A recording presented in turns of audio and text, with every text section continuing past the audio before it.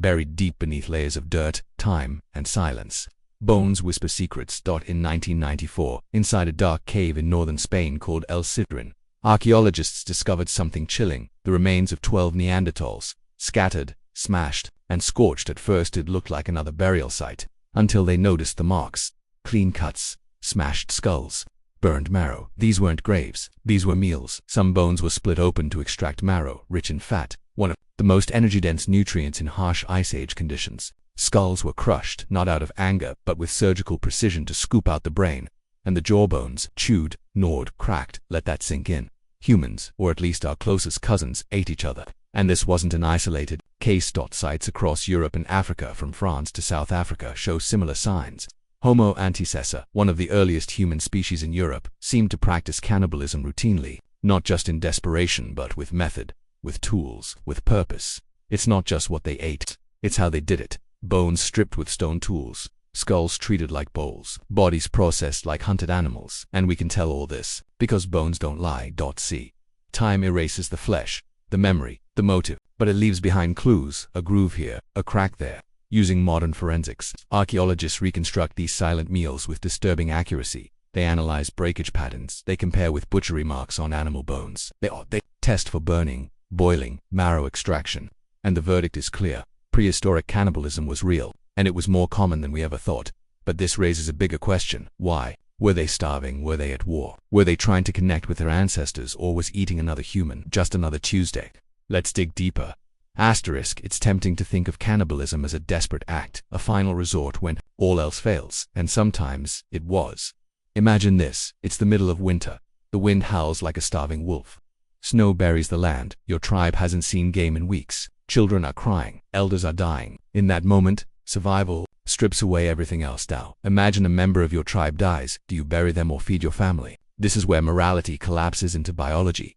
In places like El Citrin and Mokele-Mbembe in France, evidence suggests these weren't violent killings. There were no signs of combat. These were likely dead members of the group, processed post-mortem. 4 calories, a heartbreaking choice, yes, but perhaps the only one.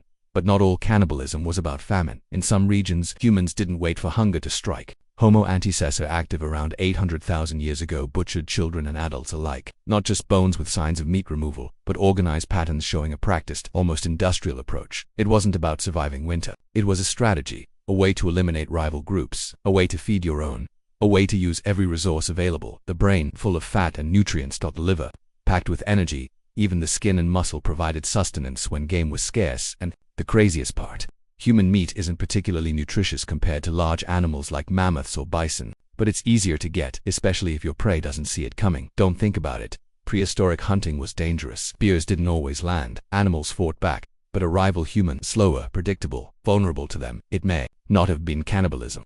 It was just survival economics. Still, something deeper might have been at play. Not just hunger, not just survival. Belief.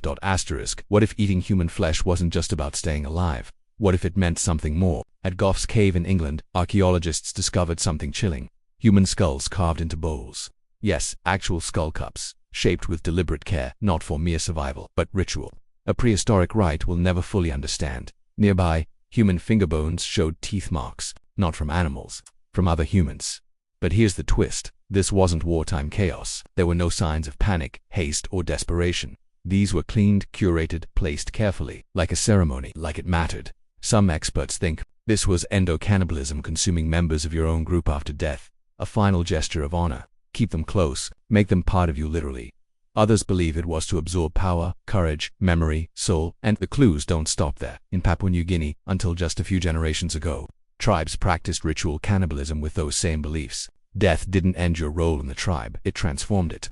Through eating, the living and the dead became one. Now imagine if those beliefs go all the way back to Homo sapiens, Neanderthals, or even earlier.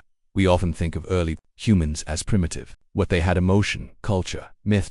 They buried their dead with tools, with flowers, with care. So maybe when food wasn't scarce, when no threat loomed in the dark, they still chose flesh, not for calories, but for meaning. Still, it's one thing to honor the dead. It's another to eat the living. In some places, cannibalism wasn't spiritual or strategic. It was violent, savage, calculated. And it wasn't always our species that started it.